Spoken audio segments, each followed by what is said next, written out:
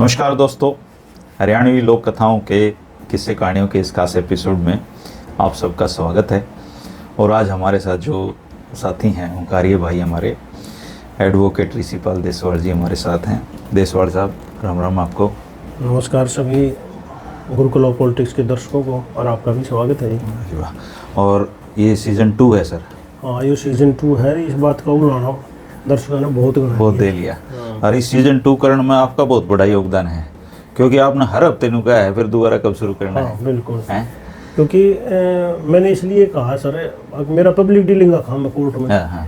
तो आंधे बिलाई की बात भाई क्यों नहीं आ रही तो लेकिन पारिवारिक व्यवस्थाएं भी होती हैं, और इस वजह से। और परिवार ही किसी चीज़ है जी, वो अपने इस जाल से है ना, अपने लिए समय निकालने नहीं देता। नहीं देता नहीं। वो कहते हैं जी कि जब व्यक्ति पारिवारिक हो जाता है ना, तो उसकी ज़िंदगी अपनी नहीं होती।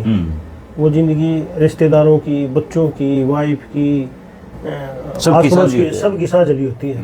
मतलब वो साझेगा फल था, कोई भी उसने जोड़ सके। कहने की बात यह बिल्कुल। एक लाला जी थे जी, और उनका कुनबा बहुत बड़ा था, और बहुत ही मालदार और बढ़िया सेठ थे। बहुत कमाया जिंदगी में।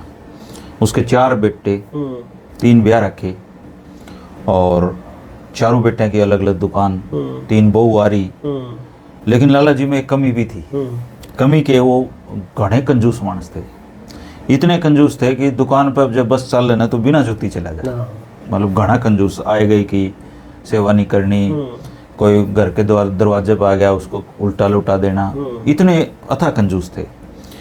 तो चौथे छोरे का जो ब्याह उसने करा, वो अब कोई भले घर की लड़की आ गई, और उसने जो अपने घर, जो अपने पिताजी से सीखा था, वो दान धर्म सीखे थे, आए गए की इज्जत सीखी थी, जी नावर की सेवा करनी सीखी थी।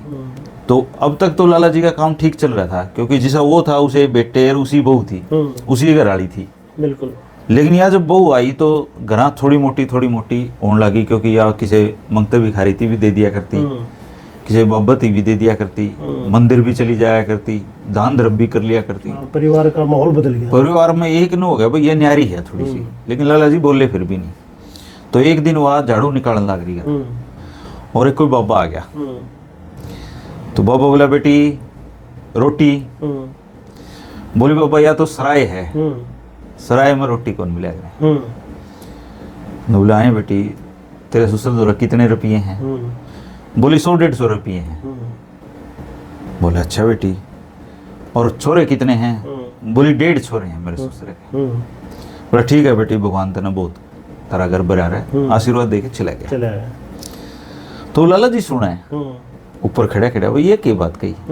बोला, ये बेटी, मैं इतना बड़ा सेठ, मेरे 4 छोरे, 4 बहू, पोते पोती सब की मैं, तने यह की बात की इसकी बब्बती। बोली, पिताजी छो में आने की जरूरत नहीं है, देखो गुस्सा मत करना। यह जो हवेली है अपनी, यह किसने बनाई। बोले, भी हवेली तो मेरे पिताजी ने बनाई थी। बोले, वो और सारे आप लोग रहा करते उसमें, फिर सारे मर गए, आप जीवित हो, आपके बच्चे हो गए, अब हम रहो वहाँ, मारे जाने के बाद हमारे बालक रहेंगे, तो यह तो सराय है। ठीक बात है। आया जाई लाग रही है, कोई आ रहा है कोई जा रहा है। बिल्कुल। तो उसका गुस्सा सेठ का थोड़ा कम हुआ, वो तो बड़ी शानी है यार। तो बोला, बेटी इतना या की बात कही कि मेरे द्वारा 100-150 रुपये हैं। बोले, पिताजी आपने अपने पिताजी से ही लाखों रुपये मिले, और उन लाखों में आपने और लाखों जोड़ लिए। तो मारा तो घर भरा है, मैंने बेरा कौन तिजोरी भरी है अपनी, लेकिन उस तिजोरी में तो 100-150 रुपये अपने इस्तेमाल हुए अपने ऊपर है। भाई रोटी चुका, इस पर 100-150 रुपये खर्च करा है। तो जीवन में हम जितना भी कमावा हाँ, वो 100-150 रुपये कमाने लग रहे हैं। बाकी तो बोला पड़ा है। आपके पिताजी का भी पड़ा था, आपका दादा का भी पड़ा, आपका भी पड़ा रहेगा। तो अगर इसको आप दूसरों पे खर्च नहीं करोगे, तो ये तो अपने लिए तो मिट्टी है। बिल्कुल। बोलो, भी बात बढ़िया है तेरी, लेकिन यह बात मेरे समझ नहीं आई कि मेरे 4 छोरे हैं, तूने 1.5 छोरा क्यों बताया। बोली, पिताजी इसका जवाब भी दे दूंगी, आप अपना नौकरती बुलाओ। और उसने नुका 4 छोरों यहाँ तक नुकाया, तेरे बाबू ने इब्बे बुलाया, सारे काम छोड़ के आते। तो नौकर पहले बड़ा छोरा दौड़ गया। बड़ा छोरा अपना कोई रोकड़ मिलाने लग रहा था। बोला, जी लाला जी ने घर पे बुलाया और नुकाया, सारे काम छोड़ के आओ। बोला, भाई मैं कर रहा हूँ वो जरूरी काम, शाम में आऊंगा, नहीं तो घना नुकसान हो जाएगा। ठीक बात है। अब दूसरा भाई थी कह दे मैं तो हमको नहीं, वो नाट गया। फिर वो दूसरे दौर गया, दूसरा अपना कोई व्यापारी आ रहे थे बाहर से, उनसे बात करने लग रहा था। बोला जी लाला जी ने घर पे अभी बुलाए हो। बोला सुख शांति है, बोला सुख शांति है पर बुलाई पे हो। बोला पिताजी ने कह दी शाम में आऊंगा। व्यापारियां तो बात चलने लग रही है ये ईरान तारे कारोबार का नुकसान हो जाएगा। अब वो तीसरा छोरा दौड़ गया, तीसरा छोरा अपनी और मीटिंग ले रहा जी। बोला तेरे पिताजी ने कही है कि तुरंत आ। बोला भाई सब खैरियत तो है, बोला खैरियत पूरी है पर बुलाई पे हो। बोला उन्होंने कह दियो मैं थोड़ी सी देर में आया, यो बस यो काम निपटाया। तो उसने वो अपना काम में थोड़ी तेजी लाया। चौथा दौरा जो उस बहू का घराड़ा था उसके दौरे गया, तो वो बोला भाई तेरे पिताजी ने बुलाया है और इब्बे चाल है। तो उसने वो जो बाई खोल रहा था ओड़े बंद कर दी और उसे गेल गेल लिया। तो वो जो बांधा दिखा था नूली देख पिताजी यो तो है तेरा वो पूरा छोरा। ठीक बात है। और आधा ही इसके गेल गेल आने लग रहा है। जो वो तीसरा छोरा था वो अपना काम निपटा के 1 घंटे के बाद में वो आ गया। तो बोली ये 1.5 छोरे हैं तेरे दो, 2 जो आए नहीं वो तेरे को नहीं, वो तो धनमाया के हैं, अपने काम के मतलब लग रहे हैं। हाँ। और बोला मेरी जो सासू है ये भी इसकी भी बता दो तने लग गया था, या साल 2 साल की है। बोले इसकी उम्र तो 80 साल है, तू साल 2 साल की क्यों बताओ है। बोले मेरा आने के बाद इसने थोड़ा बहुत भगवान का ध्यान करना शुरू किया है, इसलिए इसकी उम्र साल 2 साल की है। और पिताजी आपकी शुरू भी नहीं हुई है। तो उस दिन के बाद देसवाल साहब उनके घर का माहौल बदल गया। बिल्कुल। और तुम क्या करें किसी का तो जाई आ जा, ठीक बात है। और कोई उसने घर ना स्वरूप बना दे और कोई उजाड़ दे। तो संस्कार हमेशा रिफ्लेक्ट करते हैं अगली पीढ़ी में। और धर्मेंद्र जी ज्ञान का जो है ना, ज्ञान का तो कहा कर रहे हैं भाई ज्ञान ने, और तो इसी चीज घाम की तरह है, घाम का भी चमका लगता है, ज्ञान का भी चमका लगता है। मेरी भी एक बात याद आई। एक जी बहुत मतलब बहुत मेहनती किसान था और वो खेत में काम करने लग रहा और उसका एक बहुत सुंदर लड़की, तो राजा की नज़र उसके ऊपर पड़ी। तो राजा की नज़र उसके ऊपर पड़ी तो उसने कहा भाई किसान को जाकर कहो कि भाई इस लड़की की शादी जो हो वो मेरे साथ कर दे। अच्छा जी। लेकिन किसान ने सोची कि राजा इसलिए कहा मैं गरीब आदमी और जबरदस्ती करना चाहा। हाँ, क्योंकि मेरा नहीं तो इसका मेरा के मेल। हाँ के मेल, और भाई उम्र का भी फर्क से संजोग बने ना बने, संजोग भी जरूरी है, पर मैं इसने नाट भी नहीं सकता। उसने कहा भाई जाकर राजा ने एक बात कह दियो, अब मेरी कुछ शर्त है और वह शर्त यदि वो पूरी कर देगा तो मैं या लड़की की शादी उसकी गला कर दूंगा। तो उसने बताया वो मैं राजा हूँ, मेरे आगे ऐसी कौन सी चीज़ है जो मैं ना पूरी कर सकता। उसने कहा बता भाई क्या शर्त है। बोले जी उड़ा खड़े हो जाओ दरवाजे पे और मैं छोड़ दूंगा भीतर 3 बैल, और जब तने 3 बैल छोड़ दूंगा और तने बैल लाएंगे जब पूछते पकड़ ली ना लेकड़ते और बैल की, तो इस लड़की की मैं तेरा शादी कर दूंगा, ना तो फिर करूँ नहीं मैं तेरे फिर कहूँगा ना। बोला ठीक है या मुश्किल काम से बोले कर दूंगा। वो जी गेट पर खड़ा हो गया तो किसान ने जो है एक बैल छोड़ा पूरा तगड़ा और पेनू आवा सींगा ना मारता, तो उन देखे तो मारे करेगा भाई। बोले ने तो जान दे अगले ने देखा है। वो बैल जी लेकड़ गया दौर पे। उसने फिर दूसरा बैल छोड़ा, वो उससे भी खुखार है, वो भी लेकर गया। उसने सोचा तीसरे बैल में पकड़ूंगा, तो उसने तीसरा बैल छोड़ा। वो जैसे ही बैल की पूछड़ पकड़ने लग गया उसको तो पूछड़े ना थी पूछ के हाँ, तो किसान ने कहा कि भाई चलो तू राजा बन गया, तेरा बाप राजा था और भाई तू राजा बन गया, और भाई हो सके तेरी औलाद भी राजा बन जाएगी, पर तू मेरी छोरी के काबल को तेने मुक्की का फायदा नहीं उठाया। पहला राजा था तो पहला ही लेता। हाँ, पहले ही पकड़ लेता। तू जब मेरी छोरी के काबिल होता तो हम कमा के खानी आदमी है, तेरा हमारा जुगाड़ नहीं बनता।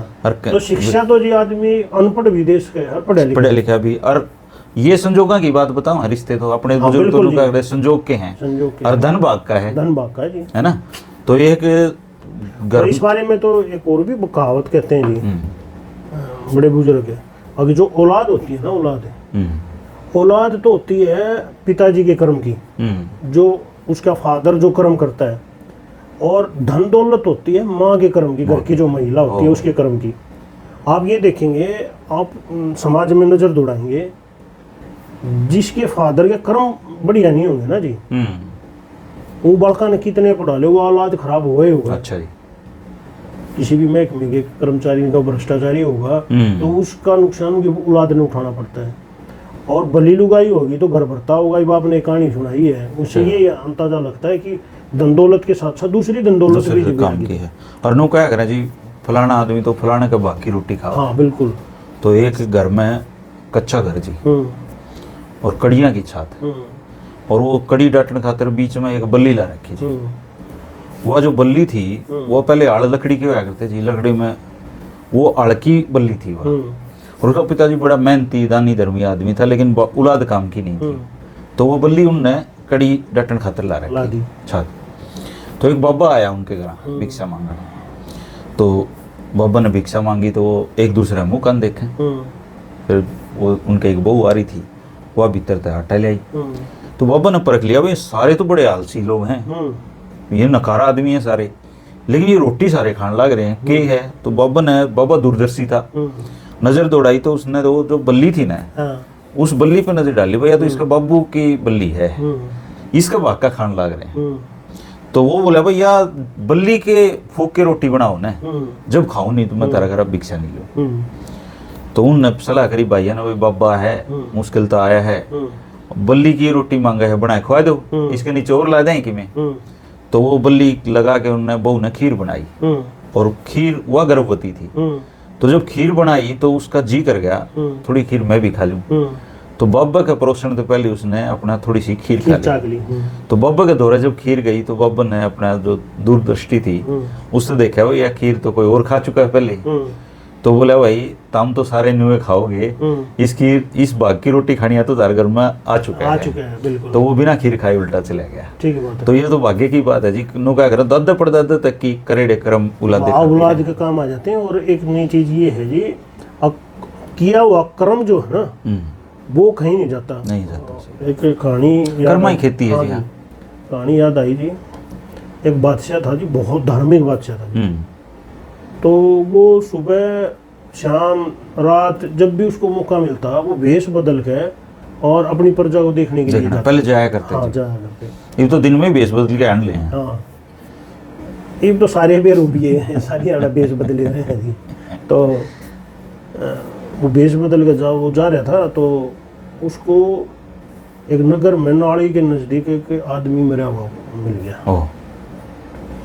और सब आदमी उसके ऊपर के उतर जाए, कोई उसने नहीं उठाओ भाई। अब राजा धार्मिक आदमी था, उसने उसको उठाया, भेष बदल रहा था, किसी ने पहचाना भी नहीं, राजा था। तो वो पब्लिक इकट्ठी हुई, बोला, अरे तुम तो बहुत निकम्मे, एक आदमी मरा पड़ा है, तुमने ये उठाया नहीं, कम से कम इसको ऊपर चद्दर रख देते। भाई वो जब बेहोश था तो इसने हॉस्पिटल में दिखा जाते भाई, वैद हकीम दिखाते। तो उन्होंने कहा जी इतना निकम्मा की तरह दिखेगी, ठीक तरह दिखेगी इसकी। तो राजा ने भी सोची कि भाई ये तो निकम्मा है, सब कहें तो निकम्मा ही होगा। और चूंकि वो तो धार्मिक आदमी था ना, वो एड्रेस उड्रेस लेकर उसने जो है उसके घर ले गया। अब उसकी घरवाली देख कर वो भी थोड़ी सी हुई, दुखी हुई। भाई उस राजा ने उससे पूछा, बोले भाई, बोले ये तेरा घरवाला इतना निकम्मा आदमी था, ये उड़ा मरिया पड़ा है, मतलब इसको कोई दोखन दे देनी है भी नहीं। तो वह बोली, बोले जी आप गलत क्यों हो? बोला गलत कैसे क्यों हो? बोले मेरे घर वाले इतने अच्छा आदमी इस धरती पे वो है नहीं। हाँ, मतलब इस देश का राजा भी नहीं है। अब जब उनको इस भला देश का राजा नहीं, उसको भी बड़ी चोट हुई। अगर देखे मैं इसने ठा के लाया और मेरे तो बड़ी कुकुर हो गए, सारा काम बिछड़ा, मन ने तो कोई बिछड़ा ही नहीं। बोले देवी क्यों बता, तेरा घर वाला ठुकर बढ़िया था। बोला जी मेरा घर वाला इतना बड़ी आदमी था, वो जितने रुपये कमाता, ठेके पे जाता, दारू की बोतल खरीदता और उसने नाली में गिर देता। और घर आ गया कहता, और कम से कम 2 आदमी तो दारू पीने तो बचा दिए। बोले फिर उसको महीने में कुछ तनख्वाह मिलती। बोले जो शहर में वो नर्तकनी है उसके घर पर जाता और उनका कहता, ले ये तेरे आज के पूरे रुपये, और दरवाजा बंद कर लिए, को आना नहीं चाहिए आज तक। और घर आ गया, मैंने यूँ कहता, अब आज मैं 2-4 नौजवानों ने बुरी संगत बचाया। और मैंने इसको बहुत सारी बात कही थी, और मैंने इस टाइम कही थी तू जो ठीक काम नहीं करता, समाज और लोग तेरे तो नाराज हो जाएंगे और तन्ने कोई कंधा देने भी नहीं पाओगा, मरेगा जो तू यो काम छोड़ दे। बोला जब मेरे को यूँ कहता अब मैं इतना बड़ा काम करने लग रहा हूँ, मैं मरूंगा ना जब मेरे को कंधा देने का वक्त का बादशाह हुआ। तो बादशाह करा लेके आए। हाँ और बादशाह का तो चोट हुई, उसने कहा देवी मैं बादशाह ही हूँ, नवाओ दो और मैं इसको कंधा दूंगा। तो कहने का भाव ये है जी कि अच्छा कर्म करोगे ना तो दुनिया चाहे आपकी रेपुटेशन किस लिए बना रही हो, आपका दिल और यूं मानना चाहिए कि भी आप अच्छा काम कर रहे हो तो भगवान उसकी पुण्य जो उसका राशि फल होगा वो आपको जरूर देगा। सही कह दे सवाल साहब। और आपने चोट की बात करी, चोट और दुख दो तरह के हैं दुनिया में। हाँ जी। एक तन की चोट और एक मन की चोट। तन की चोट हो चाहे तन का दुख हो, उसका इलाज उसका है, बिल्कुल उसका। लेकिन मन की अगर चोट लग गई और मन का अगर दुख है तो वो दुख का एक बड़ा कारण है और वो पूरी पृथ्वी न कहते हैं जला के बिल्कुल बिल्कुल। और अगर वह चोट सही जगह पर लग जा तो आदमी का जिंदगी भी सुधर सके। बिल्कुल।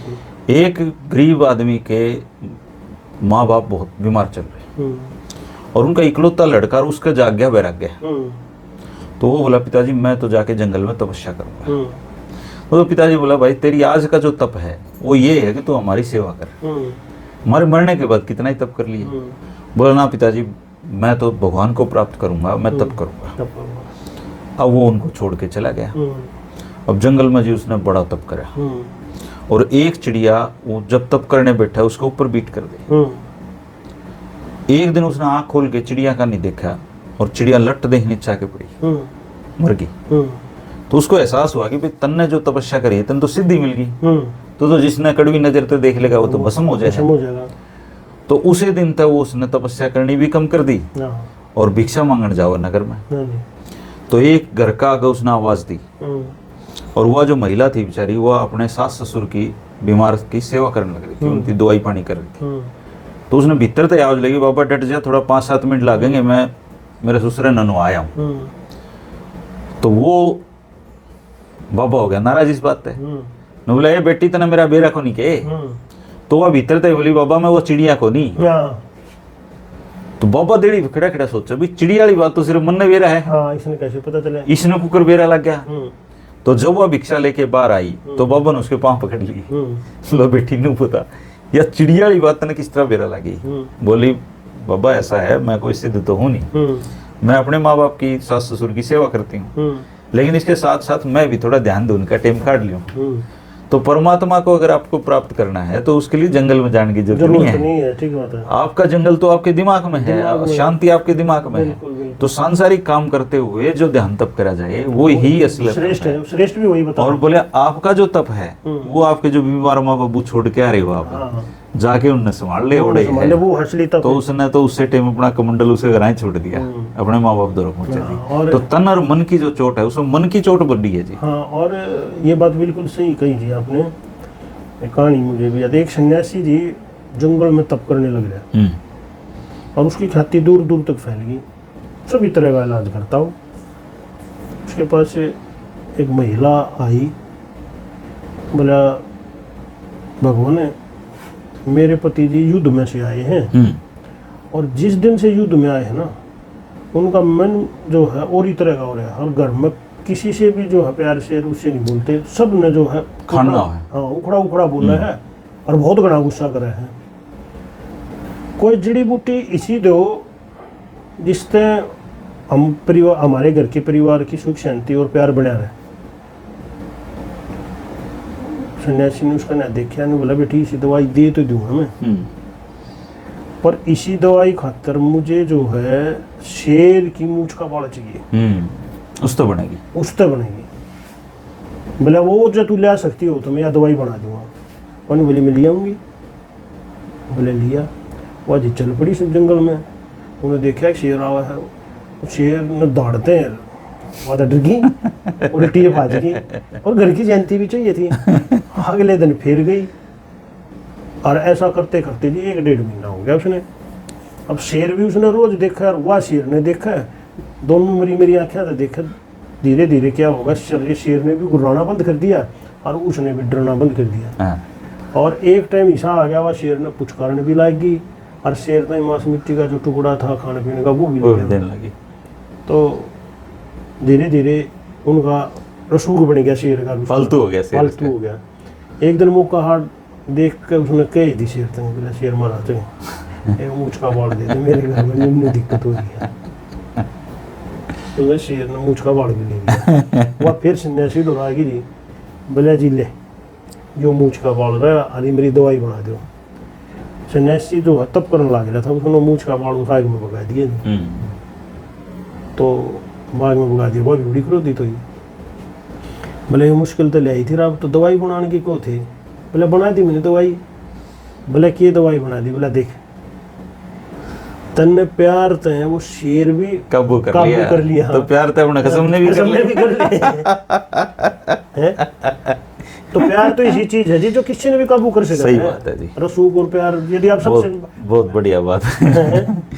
एक राजा का जो खजांची था वो इतना ईमानदार था, अगर राज्य की भी कोई डिमांड इसी होती ना जो कोष के खिलाफ होती तो मान्य नहीं करता।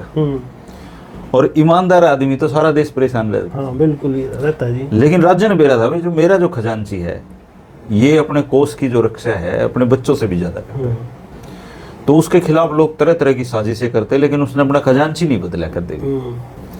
लेकिन आदमी कई बार घर तक परेशान हो जाया करे। तो जो रानी थी उसकी, उसके भाई की नजर कोस पे।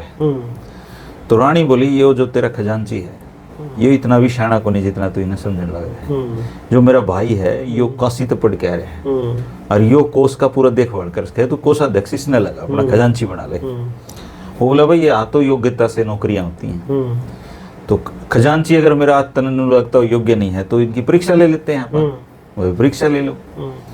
तो उसने जो अपना साड़ा था राज्य का उसको 1 रुपया दिया। बोले भाई इसके तो 1 लाख रुपए शाम तक बना के लिया, क्योंकि कोष तो बढ़ना अच्छा घटता कोष के काम का। बिल्कुल। तो वो जो 1 रुपया लेके लेगा जी, लाख कौन देगा 1 रुपये के? एक दिन में क्या कारोबार उसके है। वो शाम ने उल्टा आएगा, बोला जी ये मेरे को तो बने नहीं। तो उन्हें अपना खजांची बुलाया, बोले भाई ये 1 रुपया है खजांची जी, इसके लाख बना के लिया। बोले ठीक है राजा साहब बना लेवांगे। वो बाजार गया, उसने एक रस्सा खरीद लिया उसे 1 रुपये का और बाजार में चला गया। तो जितनी बड़ी बड़ी हवेली थी सब तो बड़ी हवेली का चारों तरफ रस्से मारने लगे। अब खजांची ने तो जाने सेठ बाहर निकल के आए, बोले जी क्या बात है, क्यों रस्सा मार रहे हो खजांची जी, कि गुनाह हो गया मारते है? बोले भाई गुनाह कुछ नहीं हुआ, राजा ने निर्धारित कर रखी सबकी भूमि, पर मन नू लगा तेरी भूमि ज्यादा है और जिसकी भी भूमि ज्यादा है उसकी तोड़ी जागी और उन्हें मिट्टी मिला दिया। राजा गुस्सा हो रहा है। अब लाल लगी तो लिकट रही थी वास्तव में। बोला जी आप पे बचाओ कि मैं तो कोष में भी योगदान दूंगा। बोले कोष में भाई लाख का योगदान देगा ना जब बात बनेगी। वो तो लाला तो करोड़ी था, उन्हें पट दे लाख लेके खजांची दे दिया। बोला जी संभालो। तो गया अपना और जाके लाख रुपये इधर दिए। बोले भाई बना लिया? बोले जी बना लिया। तो उसने अपनी घरवाली थी क्या, बोला खजांची तो इसे वो है। बिल्कुल। और जिम्मेवारी दे रखी थी जाए तो कहानियां तो बहुत होगी। थोड़ा सा मजाक। एक कोतवाल थे जी बहुत बड़े दरोगा जी, नु क्या करते कि चोर उनके सामने है ना वो भी यहाँ भर लिया करता जो उसने करी नहीं होती। पुलिस आने डर में कर ले आदमी। तो एक बड़ा नामी गिरामी चोर पकड़ा जी। उस चोर की खासियत ये थी उसने आज तक कभी चोरी की हानि भरी थी। तो थानेदार साहब ने तो अपने शंभी लुटा लिया, दे जूत मारने लग रहे उसके, और वो मुंह नहीं खोले। आखिरी में वो भी तंग आ गया। अरे नो बोला कुकर बोलेगा, नो बोला जी 1 किलो जलेबी ले दो, बोल पड़ूंगा। बोले भाई ले आओ जलेबी। 1 किलो जलेबी ले आई, उन्हें 1 किलो खा गया जी। नो बोला ये बता, नो बोला तो इन जलेबियां की यहाँ पर वाले चोरी तो छोड़ दे बोला दरोगा जी, इन जलेबियां की यहाँ पर वाले। एक पोतार दादा जी कति कसूता लाडे, मतलब स्कूल में भी दादा की गेलियां जावे, सोवे भी दादा है दौरा कसूता लाडे। मेला भर गया जी, दादा ने मेले में कुश्ती देखने जाने लायक गया। बोला दादा मैं तेरी गेल चलूंगा। बोला ना बेटा मैं बूढ़ा आदमी, गोदी टूट लेगा पाएंगे चलने थे।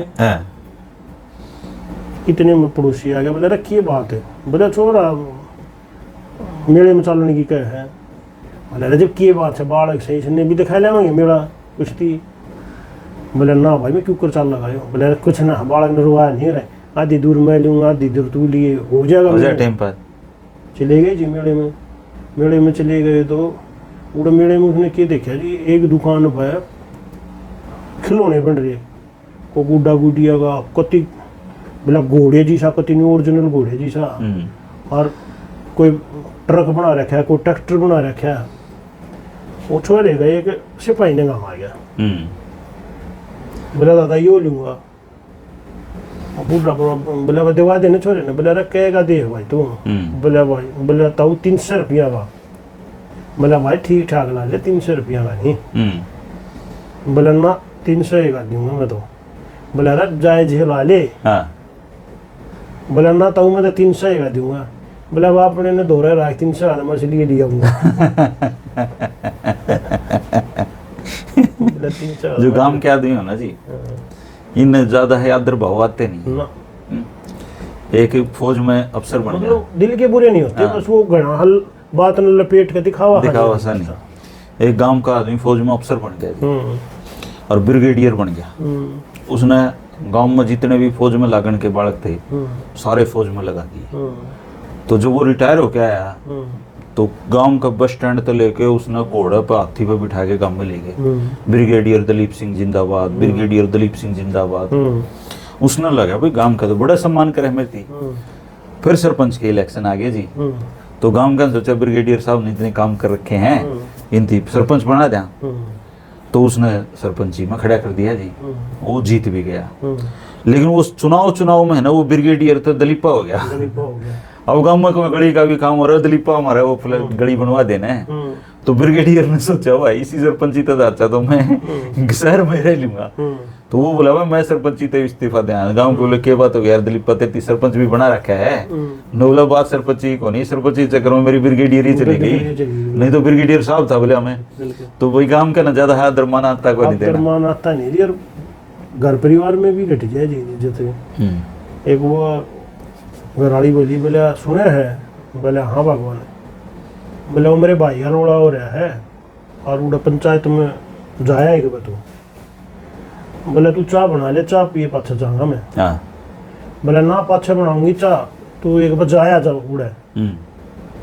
बोले ना मैं ना बनाती चाय, आप बनाऊंगा पी ले। बड़े माड़े हैं बंदे ने। बोला जब एक बात बता भगवान जी की घर ना चलती वो पंचायत में क्यों तू चाय कौन बना पंचायत में जाके क्या कर लूंगा। तो कई बार आसान सी भाषा में कई बात भी सही बात है जी।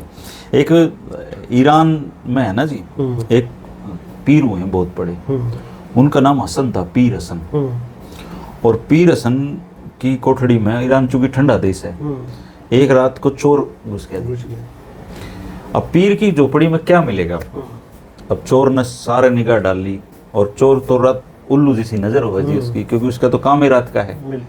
उन्होंने झोपड़ी में कुछ नहीं है, और पीर भी जगन लग रहा है। पीर ने सोचा यार इतनी ठंडी रात, यो आदमी चोरी करने पड़ गया है। अब ये अपना काम कर रहा है, लेकिन मेरे घर तक खाली जाओगा उसके यो दुख। तो जब चोर ने निगाह मार ली और खाली जाने लगा, तो पीर बोला यार चोर भाई तू इतनी रात ना मेहनत करना आया भी, अब खाली मत जा यार, मेरी आत्मा कड़पेगी। यो कंबल जो मैंने उड़ रखे है ना तू ही ले जा। अब चोर ने बोला जी मैंने सारी उम्र होगी चोरी करते हैं, इतना अमीर आदमी के घर चोरी नहीं करी। ठीक बात है। तो मन पर चोट लग गई जी, और वो उसी पीर का चेला बन गया। तो इंसान को सुधरने के लिए एक अवसर चाहिए, बिल्कुल। तो इसलिए बुरे आदमियों से नफरत नहीं करनी चाहिए, उनको एक ऐसा मार्ग देना चाहिए जिस पर चल के वो ठीक हो जाए। बिल्कुल, और शिक्षा मिल जाती है जिससे। एक कोर्ट में जी तलाक का मुकदमा आ गया। जज साहब बोले उस औरत से, बोले भाई आपको आपका जो तलाक की क्या जमीन है। बोले जी जमीन तो हमारा भतीजी है, और घर तो थोड़ी ही दूर है। बोला नहीं मेरा वो मतलब नहीं। ग्राउंड क्या जमीन। बोला आपके तलाक के ग्राउंड क्या है। बोला जी ग्राउंड बतेरा बड़ा है, पर वो बंगले के सारे हैं। अरे बोला नहीं मेरा कहने का मतलब ये है कि आपके तलाक का आधार क्या है। बोला जी आधार तो बनवा रखा मैंने, पर उसके कैमरे का फोटो बढ़िया नहीं आता, मैं ले आई को नहीं। अरे भला मेरा कहना ये नहीं है, मेरा कहना है कि आपके तलाक की नींव क्या है। हाँ। बोला जी नींव कति पूरी पक्की, आप तलाक की छोड़ो और बाकी आप छोड़ो। तो वो बोले मैं ये पूछना चाहता हूँ कि आप तलाक क्यों लेना चाहते हो। बोला जी तलाक मैं ना लेना चाहती। बोला और बोला तलाक तो मेरा पति लेना चाहे है। तो जज साहब बोले पति, तो बोला भाई तू तलाक क्यों लेना चाहे है। बोला ये मगरमच्छ जो तेरे गिला करने ला रही थी, यो कौन है।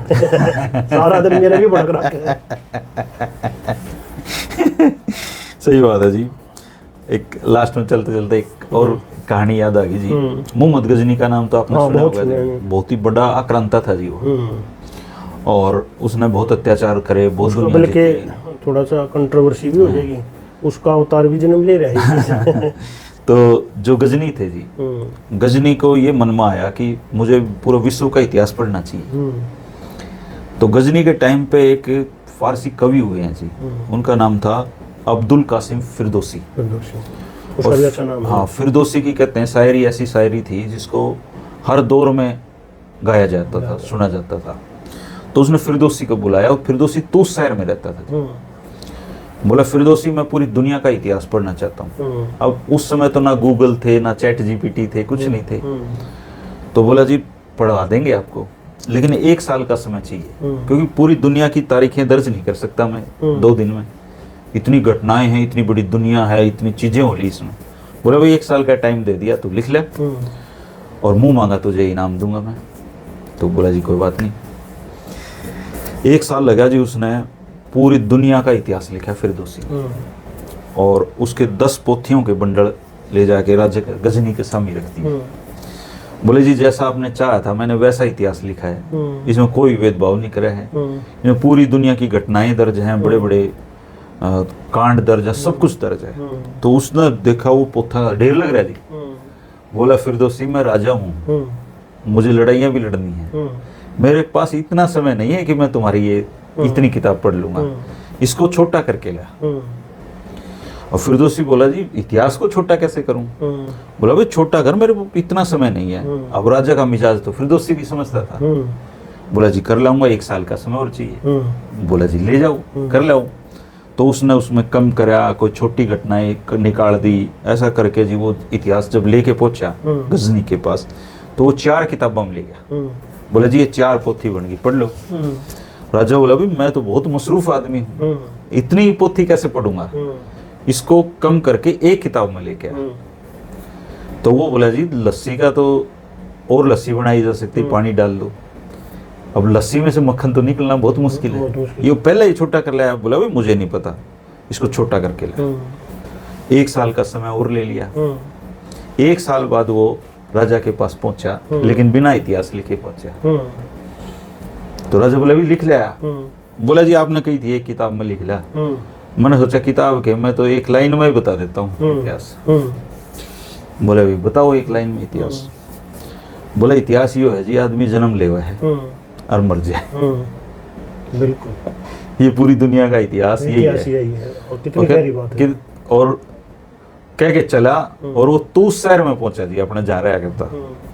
तो जब वो तूस शहर में पहुंचा तो फिरदौसी की भी मृत्यु होगी और राजा की भी, दोनों मर लिए।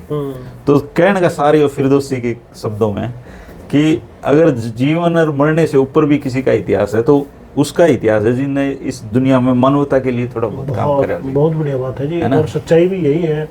आप ये देखो कि इतिहास के पन्नों में वही जीवित हैं जो कुछ करके गए हैं। बिल्कुल। तो दुनिया आई है, दुनिया गई है। और अफगानिस्तान के साथ लगता है एक, और मैं आजकल बाबा मस्किन को बहुत पढ़ रहा हूँ जी। तो बाबा मस्किन सिख धर्म में पैदा हुए, और वो भी एक फकीर ही थे, ऊंचे दर्जे के विद्वान थे। उन्होंने एक पीर जकोरी पहलवान के बारे में बताया।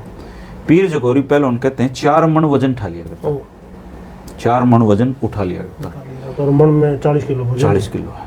और वो जिस शहर में जाता ना डुंडी पिटवा दिया करता, भाई जकोरी पहलवान से कोई माई कलाल है जो टक्कर लेनी है, नहीं तो हार मान लो। तो उसने कहते हैं कि अफगानिस्तान पाकिस्तान के 6 जिलों में विजय प्राप्त करी थी। उस समय जिले भी बड़े बड़े थे। तो एक जिले में जब उसने डोंडी पिटवाई तो एक पुन्नू नाम का पहलवान था जी, और वो कोई बहुत बड़ा पहलवान नहीं, गांव के लेवल का पहलवान था। तो बोले कोई माई का लाल हो तो चुनौती स्वीकार करो। तो पुन्नू बोला भाई जे कह दिए मैं लड़ लूंगा। और पुन्नू के घराना ने समझाया यार कड़े जकोरी पहलवान, कड़े तू यार क्यों, वो तो मार ही देगा तेरे को जान से।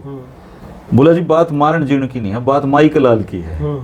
अगर वो अपनी माँ का लाल है तो मैं भी हूँ। ठीक बात है। और देखो कहते हैं कि अहंकार आता है, जब दंगल हुआ और उसमें भीड़ जुटी, ऐसा दाव मारा पुन्नू ने, पीर जकोरी पहलवान हार गया। अब हार गया तो कोई बालक था, उसने उसको गाली दे दी, बड़े अंडे पहलवान। पुन्नू तो जीत नहीं पाया, और वो उसकी इतनी बड़ी दिल पर लगी कि वो उसने मारने खातिर दौड़ा उस बालक ने। अब बालक आगा अगर जकोरी पाछे पाछे, और वो इतना विशाल का आदमी बच्चे गेल पड़ रहा, गांव ने भी सोच लिया भाई मारेगा। शाम तो एक फकीर आने लग रहा, अरे बोला जकोरी क्यों बच्चे गेले पड़ रहा है। बोला इसने मेरे को गाली दी। बोला 4 मन वजन चकले है तुम, यह गाड़ कौन चकी जाती तेरे।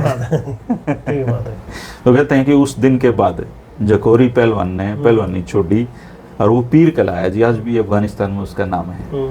तो ये जो आज तो पूरा जो अपना लोक कथा का एपिसोड है, ये तन और मन की चोटा का है। मन की चोटा का वो एक बात याद आई थी, एक बार हिटलर ने सभी जानते हैं, और तनाशा था, तो हिटलर के खिलाफ किसी कवि ने कोई कविता लिख दी, उसको गिरफ्तार कर दिया। तो वो उसकी बेटी थी, उसके दिमाग में लगी ये बात, उसने कहा कि माँ उसको क्यों गिरफ्तार कर लिया। बोले बेटा इसलिए गिरफ्तार लिया तेरे पिताजी ने उसके खिलाफ कविता लिख दी। बोले फिर इसमें गिरफ्तार करने की क्या बात है, वो उसके खिलाफ लिख देता। लिखना आता था बेटा, लड़ाई इस बात की है, इस बात की उसको लिखना नहीं आता था। सही बात है। तो जो अपना आज का जो सार है, वो सार ये है जी कि तन की चोट से ज्यादा मन की चोट ध्यान रखना चाहिए। मन की चोट, और मन की चोट, मन की चोट ऐसी चीज है धर्मेंद्र जी, या मन में बैठ जाए, इसको निकालना भी बड़ा मुश्किल है। तो 3-4 दोस्त खुश हो गए, समोसे ले लिए, तो बोले चल खेता में जाकर खावाएंगे। बोले भाई ठीक से चलो, उड़ जाके खेता में पहुंच गए जी, टेबल की उस पर बैठ गए, शीशम की छां थी, कोठड़ा था, वो समोसे को लगा खाने लगे, जब वो चटनी ना पाई। बोले चटनी जैसा है ना समोसा की स्वाद होगा। बोले अरे फलाने तू चटनी ला। बोले ना भाई तुम तो समोसे खा जाओगे। माँ इतने बोले अरे ना खावा, तू इतने नहीं आलेगा, इतने नहीं खावांगे। बोले ठीक से जी। वो बोले मैं लिया हूँ चटनी, खाने नहीं है पर भाई नहीं आते नहीं लावा, आते नहीं लावा। चलेगा जी, वो तो 12 बजेगा, 6 बज गए, आया ही नहीं। वो एक बोले ये खराब होंगे, उन्हें तुम जानो उन्हें तुम जानो दो सोए, वो कोई ना बात मेरा खा लो। उन्हें तो ठाया, वो तो भाई शीशम के पाछे तो लिख गया। मैंने कही देना था तेन खाओगे तो चटनी नहीं जाऊंगा। तो मन में बैठी और बात लेकर नहीं करती जी। बहुत बढ़िया जी। लोक कथाओं के सीजन 2 में भाई तीसरा वीडियो है। हाँ तीसरा जी। तो तीसरा वीडियो है दोस्तों, आप सबकी फरमाइश पे ये दोबारा शुरू हुआ, और ये हम इसने कोशिश करेंगे 51 एपिसोड ये कम तक मांगे करा। तो हम इतना कर लेना कि इस एपिसोड को संभव हो तो फैमिली परिवार के साथ बैठ के देखा करो, क्योंकि परिवार ही वह ताकत है जिससे हम अपना जीवन को ढंग से गुजार सका। तो सब इकट्ठे मिलके बैठा करो और अपना फैमिली टाइम कम से कम एक बार हफ्ते में ये गुजारा करो।